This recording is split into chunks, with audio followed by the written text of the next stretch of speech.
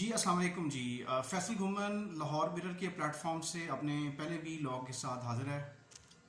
नाजरीन, जैसा कि आप देख रहे हैं कि इस वक्त पाकिस्तान में जो पॉलिटिकल सिचुएशन है वो अपनी एक तनज़्ज़ुली की तरफ जा रही है और गवर्नमेंट चेंज होने के बाद से यूं लगता है जैसा कि मुल्क के अंदर जो है एक पॉलिटिकल अनसर्टेनिटी जो है वो इस हद तक फैल गई है कि लोग अपने कमेंट्स में, अपने व्यूज़ में जो है वो वायलेंट होते जा रहे हैं।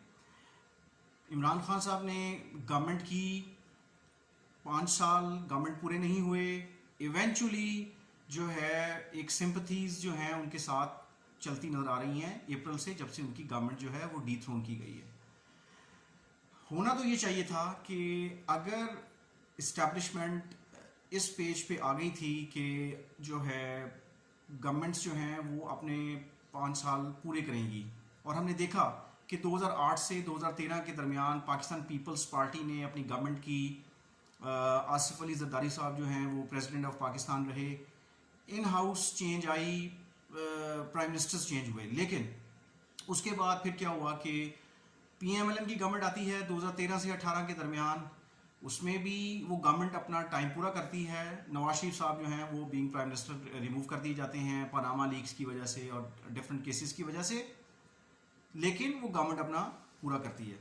लेकिन पीटीआई की गवर्नमेंट के साथ क्या हुआ? क्वेश्चन जो है, जो डिबेट करने वाली है वो ये है कि अगर 2018 में पीटीआई की गवर्नमेंट बनी तो 2018 से लेके 2013 तक इस्टेब्लिशमेंट और बाकी पॉलिटिकल पार्टीज को इस गवर्नमेंट को अपना टाइम पूरा करने देना चाहिए था।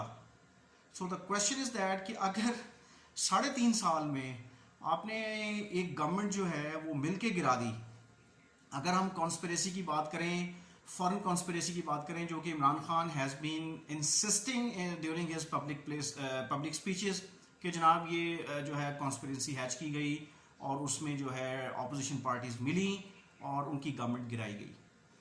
अब क्वेश्चन ये है कि अगर इमरान खान की गवर्नमेंट चलती जानी चाहिए थी, अगर वो चलती रहती, 1.25 साल रह गया था, उसमें जो पीटीआई गवर्नमेंट ने बड़े दावे किए थे मुल्क की इकोनॉमी को बेहतर करने के लिए, जॉब क्रिएशन के लिए, एक्सपोर्ट्स को बढ़ाने के लिए, ओवरसीज पाकिस्तानीज के लिए, और गवर्नेंस मॉडल एक लेके आए थे जी कि हम लोगों की जो प्रॉब्लम्स हैं उनको सॉल्व करने के लिए जो है एक पूरा निज़ाम लेके आए हैं। लेकिन हमने देखा कि 3.5 साल में जो है पीटीआई गवर्नमेंट जो है वो कुछ चीज़ों में तो जो है अपना रिफॉर्म्स लाने की उन्होंने कोशिश की, लेकिन इवेंचुअली जो लोगों के लिए प्रॉब्लम्स, जो लोगों की बेसिक प्रॉब्लम्स होती हैं, इन्फ्लेशन है, उसमें जॉब क्रिएशन है, जिन लोगों के पास घर नहीं थे उनको घरों की एफर्ट थी कि उनको घर मिल जाए, ठीक है। आपने कर्ज़ों में से निकलना था कि पाकिस्तान में जो इनकम और एक्सपेंडिचर जो है उसमें इनकम को बढ़ाया जाए अपने लोकल मीन्स के थ्रू, टैक्सेशन के थ्रू और दीगर जो है महसूलात के थ्रू और ड्यूटीज़ के थ्रू, और मीन्स के अपना फॉरेन डायरेक्ट इन्वेस्टमेंट ला के लोकल इन्वेस्टमेंट को बढ़ा के उससे जो है गवर्नमेंट जो है वो एक इनकम जनरेट करना चाहती थी और चाहिए भी था, लेकिन वो इवेंचुअली नहीं हो सका, उस स्पेस से नहीं हो सका। अब बात ये है कि आपने एक चलती हुई गवर्नमेंट को जो है एक चेंज किया है 3.5 साल के बाद, और अब जो ग्राउंड पीटीआई गवर्नमेंट और इमरान खान साहब बना रहे हैं वो बिल्कुल ठीक है। वो कह रहे हैं जी कि हमारी गवर्नमेंट को गिराया गया है, हमें पूरा टाइम करने नहीं दिया गया और इसके पीछे साजिश हुई है, और दूसरी पार्टियां जो हैं, पीएमएलएन है, पीपल्स पार्टी है, जेयूएफ है, एमक्यूएम है, कि ये लोग इक़्तिदार में आना चाहते थे। चूँकि पीटीआई की गवर्नमेंट ने साथ साथ इनके खिलाफ अकाउंटेबिलिटी भी शुरू कर दी थी और अकाउंटेबिलिटी अपनी पीक पे जा रही थी, केसेस चल रहे थे नैब में, एफआईए में। अब प्रॉब्लम ये है कि अगर आप ये गवर्नमेंट उनको पूरी करने देते और उनकी जो पीटीआई गवर्नमेंट ने जो डिमांड्स या जो उनकी जो उन्होंने एक ख्वाब दिखाया था गवर्नमेंट अपना लोगों को, वो अगर पूरा नहीं हो रहा था तो ये 1.25 साल में पीटीआई गवर्नमेंट जो है वो ऑटोमेटिकली एक्सपोज इस तरह हो जाती कि अगले साल लोग जब इलेक्शन में पाकिस्तान जाता तो उनको उस तरह वोट ना मिलते।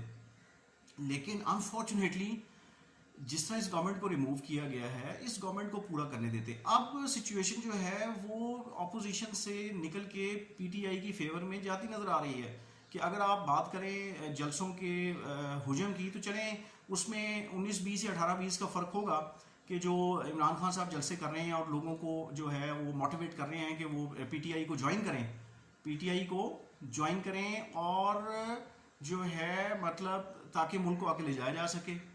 और जो इल्ज़ामात लगते हैं पीएमएलएन और पीपल्स पार्टी पे, उसकी अब एक जस्टिफिकेशन उनके जलसों में नजर आती है। लोग चार्ज भी हो रहे हैं, फैमिलीज के साथ भी जा रहे हैं। ये चीज़ ना होती। अब ये जो गवर्नमेंट है, शहबाज शरीफ साहब की गवर्नमेंट जो है, ये कोalition गवर्नमेंट है और इसमें ज़्यादा फोकस पीएमएलएन का ज़्यादा है गवर्नमेंट के ऊपर। पीपल्स पार्टी अपेरेंटली थोड़ा पीछे नजर आती है गवर्नेंस से। तो ये तो बड़ी प्रॉब्लम इस गवर्नमेंट के लिए हो गई है कि अगर ये इस साल बर्दाश्त कर लेते तो अगले साल ये इलेक्शन में अच्छी पोजीशन के साथ सीटें निकालते। लेकिन अनफॉर्चुनेटली अब तो यूँ लगता है जैसे पीटीआई जो है वो ये सिंपैथीज गेन करके तो अगले इलेक्शन में अक्सरियत ले सकती है, जिसका नुकसान डेफिनेटली पीएमएलएन और पीपल्स पार्टी को होगा। अब दूसरी तरफ आ जाए, आप मईशत की बात करें, if you just talk about economy, मईशत का जो ये पिछले 30 डेज़ के अंदर या 45 डेज़ के अंदर जो हमने एबनॉर्मल ट्रेंड्स देखे हैं, डिवास्टेटिंग है इस मुल्क के लिए। पिछली गवर्नमेंट होती तो चलें जिम्मेदारी उनके ऊपर होती कि वो एक चीज़ को लेके चल रहे हैं, लेकिन अब ये हुआ है कि गवर्नमेंट चेंज हुई है और सियासी टेम्परेचर इस लेवल का हो गया है कि अगर पीटीआई जलसे कर रही है, वो तो अपोजिशन में चले गए हैं, वो जलसे कर रहे हैं और वो जो है लोगों को मोबिलाइज कर रहे हैं, तो दूसरी तरफ गवर्नमेंट जो है वो भी अपने पीएमएल को देख लें, पीपल्स पार्टी को देख लें, वो जलसे कर रहे हैं। अब वो जलसे वो भी कर रहे हैं और वो भी कर रहे हैं, तो इट मीन्स के मुल्क की जो मईशत है उसको जो है वो अनअटेंडेड छोड़ दिया गया है कि जो है ना कोई प्लानिंग हो रही है, ना कोई पॉलिसी बन रही है, कोई गवर्नेंस नहीं है, कोई ओवरसाइट नहीं है। स्टॉक मार्केट आपकी कहाँ देख लें पहुँच गई, नीचे आ गई है। फिर आपका हिस्टोरिक जो है डॉलर की जो प्राइस है वो ऊपर चली गई है, पाकिस्तानी रुपी फर्दर वीकन हो गया है। इसके बाद आपकी फूड इन्फ्लेशन देख लें किस लेवल पे पहुंच गई है। लोग तो तंग आ गए, लोग तो पीटीआई की गवर्नमेंट में जो है वो मतलब पीटीआई गवर्नमेंट को क्रिटिसाइज करना शुरू हो गए थे। तो अब ये एक पॉलिटिकल क्राइसिस ने उस क्रिटिसिज्म को डबल कर दिया बेसिकली, जो मेरा कहने का मकसद ये है। तो बीइंग जर्नलिस्ट मैं ये समझता हूँ कि जो है गवर्नमेंट जो है, ये जो इस वक्त रूलिंग कोalition है, इनको अब अपना जो रूल है वो प्रोलॉन्ग करने की बजाय, मज़ीद अपने आप को वीकन करने की बजाय, इनको चाहिए कि ये एक पेज पे आके इलेक्शन जो है उसके हवाले से अपना जहन बना लें और उसकी डेट अनाउंस कर दी जाए, इलेक्शन कमीशन ऑफ पाकिस्तान को ऑन बोर्ड कर लिया जाए। और डेफिनेटली ये ख्वाहिश जो है और ये डिमांड इमरान खान साहब की भी है कि इलेक्शंस करवाए जाए, टाइमली इलेक्शंस हों। इलेक्शंस के बाद जो पार्टी आए वो अपनी एक रिस्पॉन्सिबिलिटी लेके फिर दोबारा मुल्क की मईशत को ठीक करने की कोशिश करे, आवाम के लिए काम शुरू करे। इंटरनल पॉलिसीज़ पे हमारी जो पॉलिसीज़ हैं वो इस वक्त अनसर्टेनिटी का शिकार हैं। हमारी फॉरेन पॉलिसी अफेक्ट हुई है। ये गवर्नमेंट अब आईएमएफ के पास जा रही है, तो आईएमएफ अपनी सर्टन कंडीशंस बता रहा है जो कि आवाम के लिए डिवास्टेटिंग हैं, डैमेजिंग है कि जी अपना अगर पेट्रोल की सब्सिडी ख़त्म होती है तो पेट्रोल जो है वो महंगा हो जाएगा। और कल सूरत ये थी कि जब हम फ्यूल डलवाने निकले हैं तो पंप्स, जो पेट्रोल पंप्स हैं, उन पे कहा गया जी कि 2000 रुपीज़ से आप ज़्यादा फ्यूल नहीं डलवा सकते। मुर्गी की कीमत देख लें। अच्छा, अब जो आपकी जो इन्फ्लेशन है इसमें 50% तो हमारा इंटरनल फैक्टर्स हैं, एक्सटर्नल फैक्टर्स भी हैं। 50% एक्सटर्नल फैक्टर्स ये हैं कि पूरी दुनिया में कोविड, पोस्ट कोविड एरा, अब फिर कुछ मुल्कों में दोबारा स्टार्ट हो गया है, जिसमें चाइना है, नॉर्थ कोरिया है, और दूसरा यूक्रेन वार जो है, इसकी वजह से डिमांड एंड सप्लाई का गैप आ रहा है, खासतौर पे फूड ग्रेन्स का। वीट की कीमत जो है इस वक्त इंटरनेशनल प्राइसेस जो हैं वो हिस्टोरिक हो चुकी हैं। तो अब इंटरनेशनल फैक्टर्स को भी हमने देख के चलना है। जो भी गवर्नमेंट ये वाली चल रही है, इसके लिए ये बहुत बड़ा पहाड़ है कि वो खुद अनसर्टन है कि मैक्सिमम साल ये निकालेंगे। अब सूरत ये है कि इंटरनल और एक्सटर्नल फैक्टर्स को देखते हुए इन्फ्लेशन के और हमारे जो फाइनेंशियल क्राइसिस में हम इस वक्त हैं, इनको सामने रखते हुए एक वाइज पॉलिटिकल डिसीजन लेना ज़रूरी है। वो सारी पार्टियां मिलकर बैठ जाएं और इस्टेब्लिशमेंट इसमें इस चीज़ का एहसास करे कि भाई हम मुल्क को किस तरफ लेके जा रहे हैं, हमने मुल्क को दोबारा खड़ा करना है, हमने इन क्राइसिस में से निकलना है। बैंकरप्सी की तरफ चले गए तो बहुत सारे मुल्कों का जो हाल हुआ है उसमें हम भी शामिल हो जाएंगे। ये ना हो कि हम बैंकरप्सी की तरफ जाएं तो IMF की तरफ जाना है, वर्ल्ड बैंक की तरफ जाना है, एशियन डेवलपमेंट बैंक की तरफ जाना है, एग्जिम बैंक की तरफ जाना है।